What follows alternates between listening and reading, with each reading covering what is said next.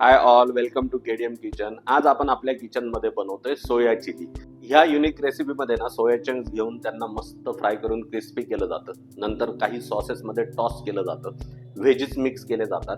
त्यानंतर ही बनते एकदम हेल्दी, टेस्टी आणि स्पायसी डिश.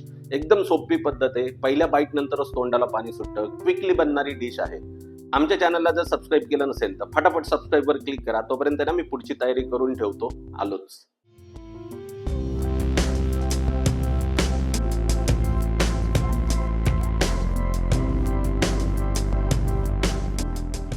सुरुवातीला आहे ना गॅस पेटवून त्यावर एक पॅन घ्यायची आहे.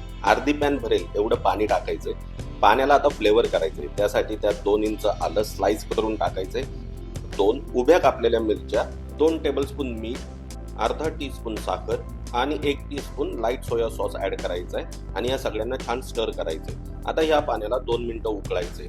उकळी आल्याने काय होतं, हे जे फ्लेवर्स आहेत ना हे पाण्यामध्ये छान रिलीज होतात आणि जे सोया चंक्स आपण ऍड करणार आहे त्याच्यामध्ये आतपर्यंत शिरतात.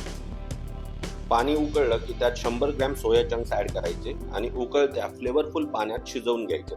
साधारणतः 5 ते 6 मिनिटं ही कुकिंग प्रोसेस चालू ठेवायची. हे सोया चंक छान फुगले की एक काचेचा बाउल घेऊन त्यात पाणी घ्यायचे. झारा घेऊन शिजलेले सोया चंक्स पॅन मधून काढून पाण्याने भरलेल्या बाउलमध्ये ट्रान्सफर करायचे.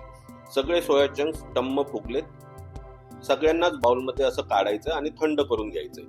एकदा थंड झाले की त्यांना असं हाताने दाबून स्क्वीज करून त्यांच्यात ऍब्सॉर्ब झालेलं पाणी काढून त्यांना दुसऱ्या बाउलमध्ये आपल्याला ट्रान्सफर करायचंय. पुढच्या प्रोसेसमध्ये ह्या सोया चंक्सला आपल्याला कॉर्नफ्लॉवरने कोट करायचे आणि त्यांना फ्राय करायचे, कारण ते क्रिस्पी करायचे आपल्याला. जर तुम्हाला ही रेसिपी जास्त हेल्दी बनवायची असेल तर तुम्ही कॉर्नफ्लॉवर पण अवॉइड करा आणि फ्राईंग प्रोसेस पण स्किप करा. हे चंक्स असेच्या असे सॉस बनवून त्याच्यामध्ये तुम्ही ऍड करू शकता. पण जर तुम्हाला क्रिस्पी आणि चंकी बनवायचे असतील तर कॉर्नफ्लॉवर ऍड करा आणि त्याला फ्राय करून घ्या.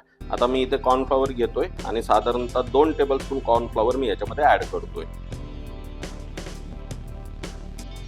2 मोठे चमचे कॉर्नफ्लॉवर ऍड करून मिक्स करून सोया चंक्सला कोट करून घ्यायचे. हे बघा, असं कोटिंग झालं पाहिजे. आता गॅसवर पॅन घेऊन त्यात तेल टाकायचे. तेल कडकडीत गरम झालं की कोट केलेले सोया चंक्स तेलात अलगद सोडायचे आणि हाय फ्लेमवर कडकडीत तेलात क्रिस्पी होईपर्यंत फ्राय करायचे. तुम्ही 2 ते 3 बॅचेस करून यांना फ्राय करू शकता. आणि गोल्डन ब्राऊन झाले, क्रिस्पी झाले की झारेने तेल निथळून एका जाळीत काढून घ्यायचंय आणि एक्सेस ऑइल ड्रेन करून घ्यायचंय. सगळे सोया चंक्स आपले फ्राय करून झालेत, मस्त क्रिस्पी आणि क्रंची झालेत. पुढच्या प्रोसेसमध्ये आपल्याला बनवायचा आहे त्याच्यासाठी लागणारा सॉस. त्या सॉससाठी मी गॅस पेटवलाय आणि त्याच्यावर एक पॅन ठेवली आहे. पॅन मध्ये 2 टेबलस्पून तेल घ्यायचे आणि गरम करायचे. आता त्यात 2 टेबलस्पून बारीक चिरलेला लसूण, 1 टेबलस्पून बारीक चिरलेलं आलं, 2 स्लाइस केलेल्या मिरच्या, थोडे कोथिंबीरीचे दांडे आणि थोडा कांद्याच्या पातीचा जो पांढरा भाग असतो तो ऍड करून स्टर करायचे. आता याला साधारण 30 ते 40 सेकंद परतून घ्यायचे. नंतर पॅन मध्ये 2 टीस्पून लाईट सोया सॉस आणि तेवढाच डार्क सोया सॉस, थोडंसं गरम पाणी, अर्धा टीस्पून विनेगर, अगदी थोडीशी साखर, 1.5 टीस्पून व्हाईट पेपर पावडर आणि चवीपुरतं मीठ ऍड करून फटाफट स्टर करायचे आणि उकळी आणायची. सॉसला थिक करायचंय, त्यासाठी 2 टेबलस्पून कॉर्नफ्लॉवर घेऊन 2 टेबलस्पून पाण्यात चांगलं मिक्स करायचं आणि त्याची अशी स्लरी बनवायची. आता ही स्लरी सॉस मध्ये थोडी थोडी ऍड करायची आणि कंटिन्युअसली स्टर करत चांगली मिक्स करायची. आपला सॉस चांगला थिक होईपर्यंत स्टर करत शिजवून घ्यायचा आहे. हे तुम्ही बघू शकता, ही अशी कन्सिस्टन्सी आली पाहिजे. ह्या स्टेजला सॉस मध्ये फ्राय केलेले सगळे सोया चंक्स ऍड करायचे. त्यावर थोडेसे डाइस कट केलेले कांद्याचे लेयर्स, तिन्ही कलरच्या डाइस कट केलेल्या शिमला मिरची, कट केलेली हिरवी कांद्याची पात आणि कापलेली हिरवी कोथिंबीर स्प्रेड करून हे सगळे इन्ग्रेडियंट्स फटाफट स्टर करून चांगले मिक्स करायचे. यांना साधारणतः 2 ते 3 मिनिटं आपल्याला शिजवून घ्यायचे. जास्त वेळ यांना शिजवायची गरज नाही. काय मस्त वास सुटलाय, पूर्ण किचन मध्ये आरोमा पसरलाय. माझ्या तो तोंडाला खूप पाणी सुटलंय. वेळ न घालवता सर्व कसं करायचं ते बघूया.